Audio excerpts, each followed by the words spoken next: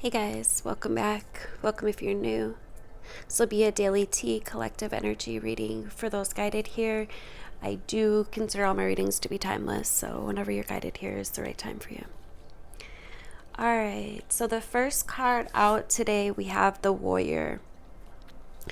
And we often envision the warrior as an armored figure with a sword in hand, moving blindly towards battle.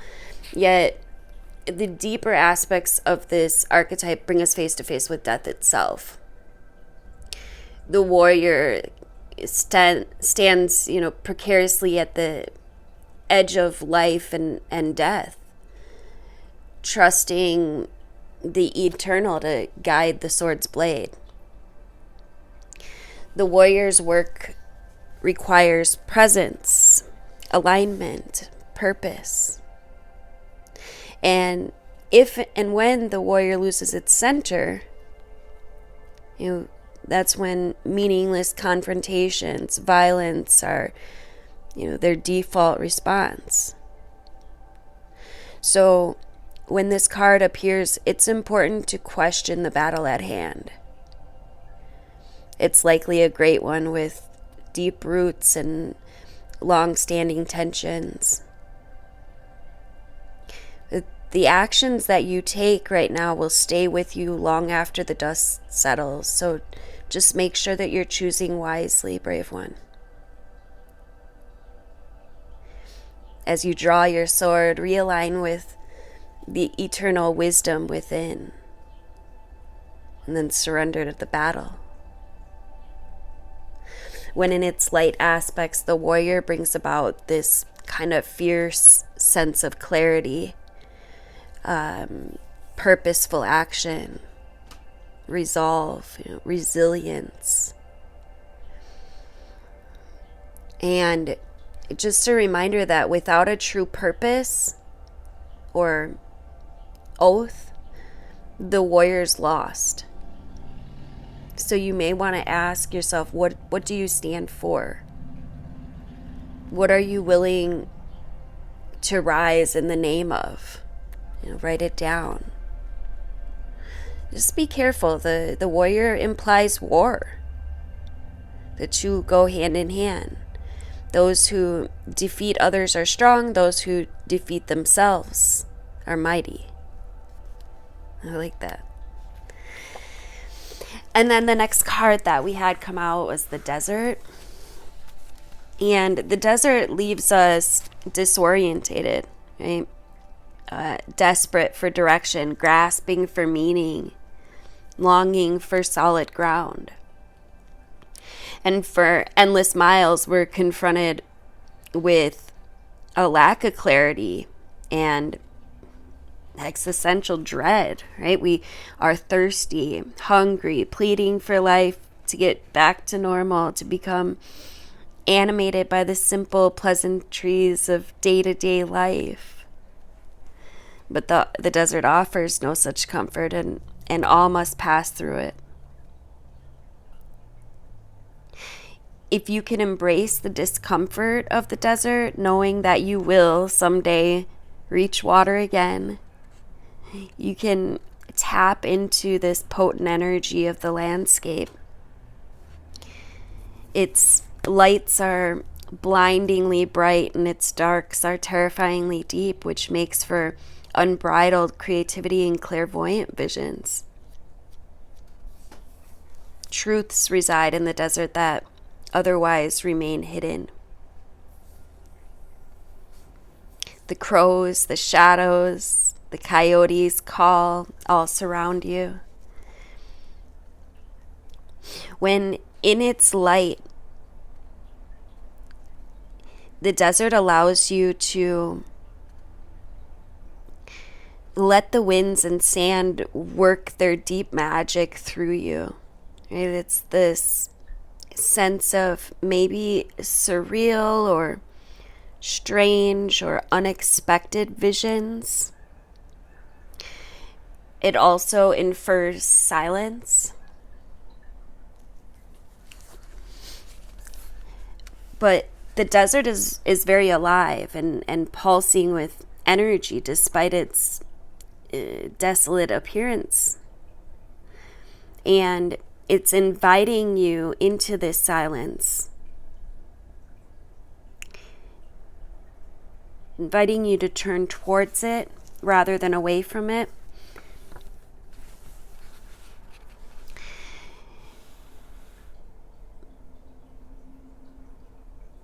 You're not alone. You have more supplies with you than you think.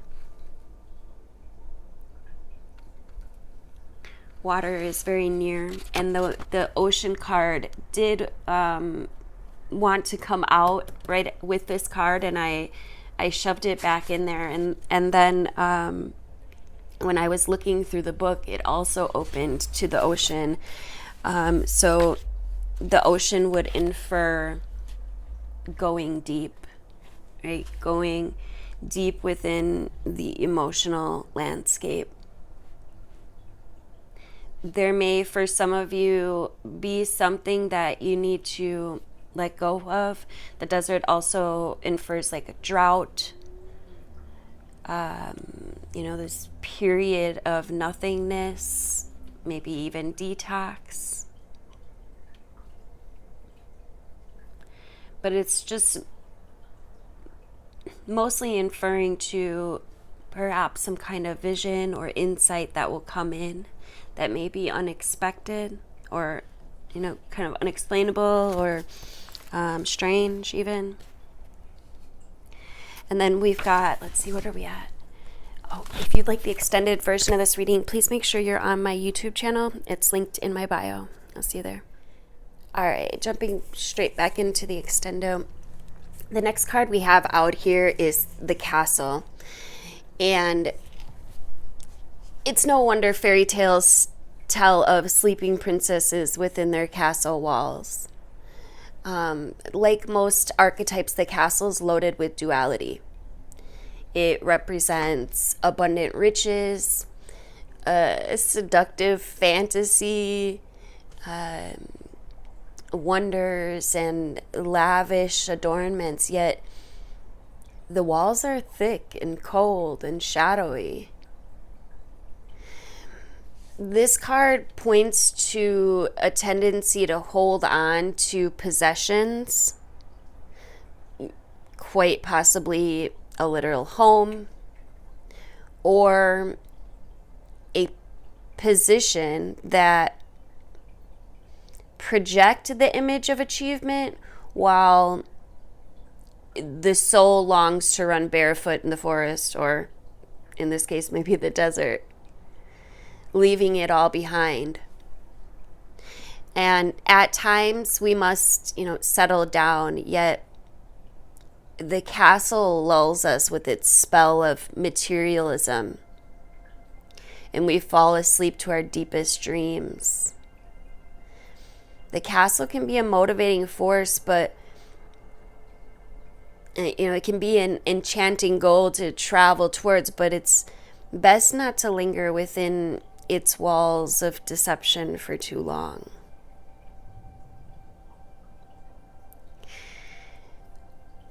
When in its dark aspect, the castle gives about this feeling of being stuck, or even this sense of depression. But when in its light, it's visiting your throne of power.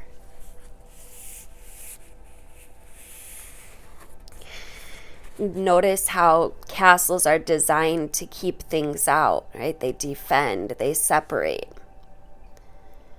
It's likely there's a connection and community beyond its walls that will revitalize you. So there could be something that is materialistic that has been holding you down that you're being asked to let go of at this time. Or even it could be someone, it could be a person that, there's just a very materialistic vibe here. It's like,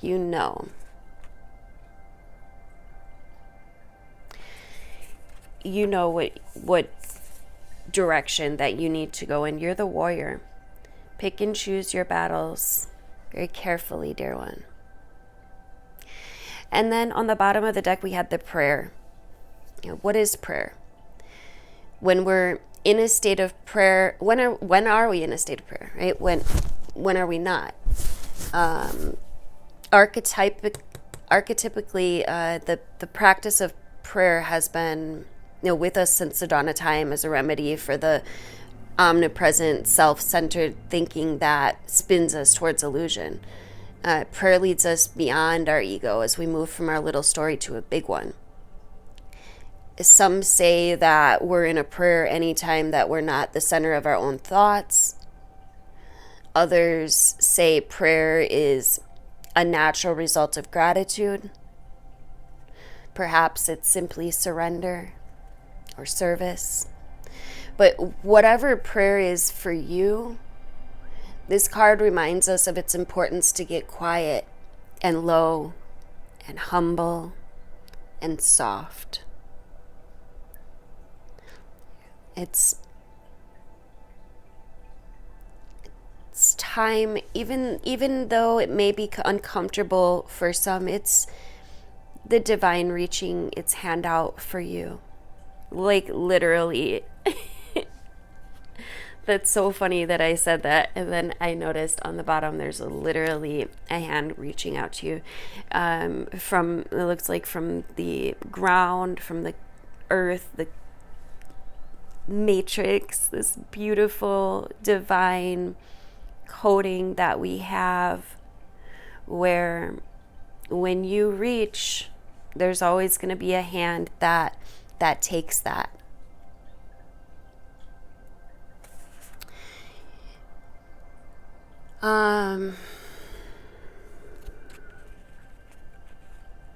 Every song, every kiss, every breath, every word can become a prayer. It's a feeling, not an action. Let's get a couple cards from the Oracle of Seven Energies. Let's see, what are we at? Okay, we should be good. What messages or insights for the collective? Thank you. Any more? Alright. Hold on, they fell on the ground. Okay, so we've got a burst of magic and a tall tale.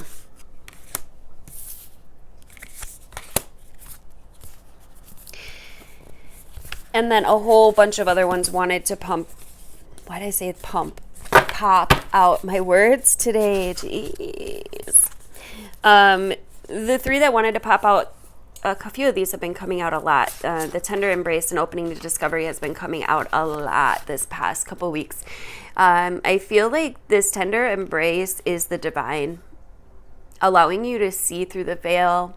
Many people could be having activations at this time, kind of like awareness shifts or epiphanies, deeper understandings, literal visions that come through. And then we have birds of a feather and a merry motive. So I wasn't going to take all of these, but I guess I am.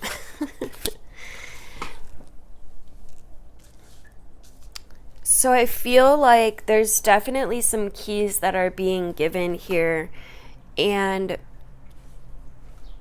there's a new story that wants to be told. There's so much magic in this energy, and that lotus is really standing out to me. And the lotus blooms in murky waters, right? So through these tough times, through this war, this battle, or whatever this is that you kind of been going through, there's something in there that you can learn and grow from.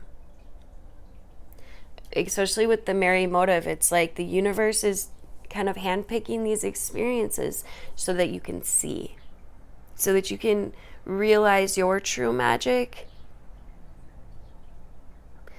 So having these experiences, and I'm hearing birds outside chirping like crazy. They're asking for food. I'm imagining, as I usually bring them bread about this time. But this is about sharing and community. It's a sense of belonging. It's this energy of like having fellowship with like-hearted people and understanding the concept of we before me. So there could be some people that you're naturally kind of connecting with or guided to, magnetized to, that there could be maybe even a surprising amount of connection or even intimacy for some. It's this kind of magnetic energy, like an invisible ray of light that gently pulls people together to form something beautiful that can be shared. It's just like the saying, birds of a feather flock together, right? It comes from the instinctual need for belonging, you might say. We need community to survive and to thrive and to grow. And we humans are social creatures. None of us are meant to really be alone. And this concept is playing an important role in your life currently. Perhaps you recently found yourself in a group where you knew you were in the right place. Just trust those strands of connection. For right now is the time to thrive in the community. What you'll find is a more deeper and expansive way of looking at the world by bearing yourself to others, sharing ideas, your hopes, your dreams. However long you stay here in this journey of becoming who you're meant to be, connecting to community, participating in fellowships, the best thing for you right now. You will flourish as a part of a network of like-minded and like-hearted people flock together. Stick to what feels good, what resonates with your heart. And I feel like when you understand the value of this community, you will discover everything that you're hoping for and much more than you're expecting to come into being. Be open for this new story to come in. There could have been someone around you who wasn't telling the truth with a tall tale. That could definitely be the case for many of you. There also is this sense of denial here, or concealing the truth so somebody can manipulate and control a situation. It's fear-based communication, creating a narrative to hide behind, right? Not allowing the fear of what others will think to influence your words. It's about learning to communicate from a place of authenticity. So you or someone else is telling a tall tale right now. You always know if falsehood is spoken because it doesn't feel grounded. When you lie, you get high on an illusionary sense of power that's obviously doomed to fail at some point. So if you feel driven by fear of exposure, but something makes you stick to your story even though you know it has no substance, or I feel like whatever lie you're caught up in isn't as important as the motive for it. Why does anyone lie? Perhaps we don't believe the truth is good enough, or we want to keep doing what we know we shouldn't be doing. Then there's the lie put forth when in denial, like such as like hiding an active addiction. In this scenario, we might believe our own lies. The tall tale, the white lie, stretching the truth, the blatant fabrication are all about control. The desire for it, the lack of it, the need to maintain it so we can manipulate the outer world and hide our inner one. So today, ask for the truth. Be willing to pay the price and be okay with the vulnerability that this lie is exposing in yourself and in others. You could just be lying to yourself, telling yourself that, you know, whatever, it's going to be different for everyone, but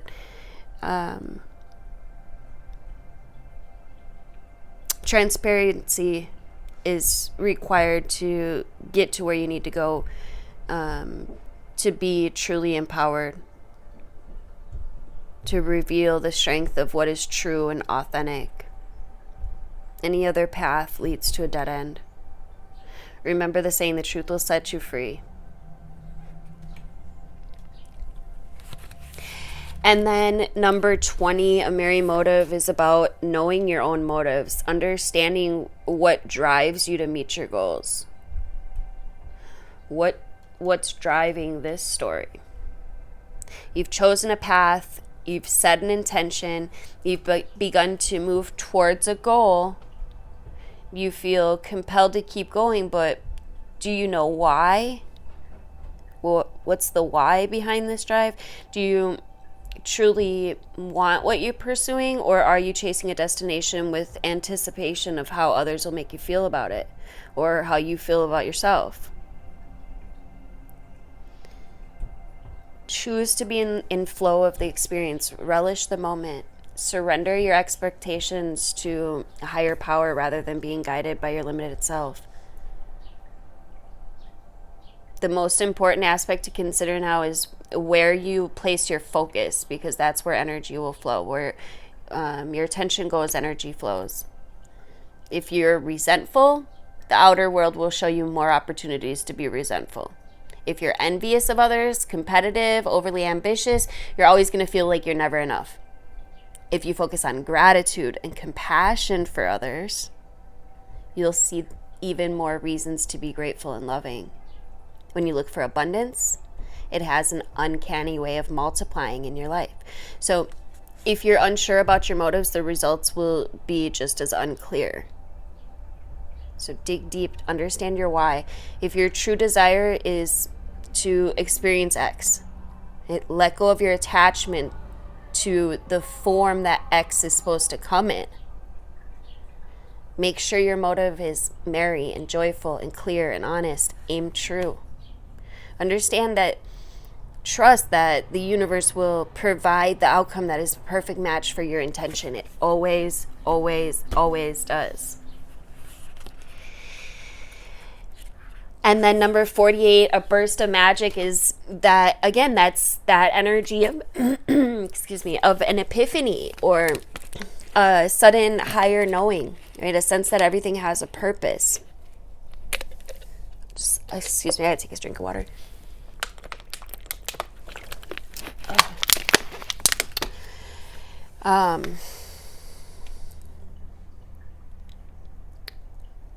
So sometimes you might find that something that you've been pondering, or a dilemma you let go of, revisits you without warning. It might hit you while you're thinking about nothing, or the trigger might just be the right words arising in a conversation, or a book, or music, or a blog. Right? An epiphany strikes like a lightning bolt, waking you up to a truth that's previously eluded you. It's as if the whole world stops in that moment as you integrate the missing pieces of the puzzle that you're meant to solve all along. And this is such a time for you now. Answers are coming directly from source, being downloaded into you with such force of conviction that you cannot be the same again.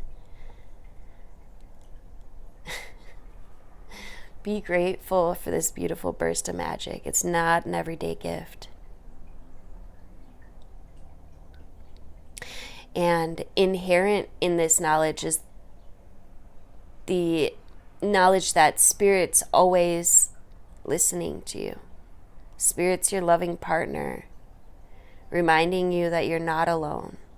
Even when it appears that you're trapped, you always have a key to unlock the solution if you cultivate the willingness to open to it and tune in with Source.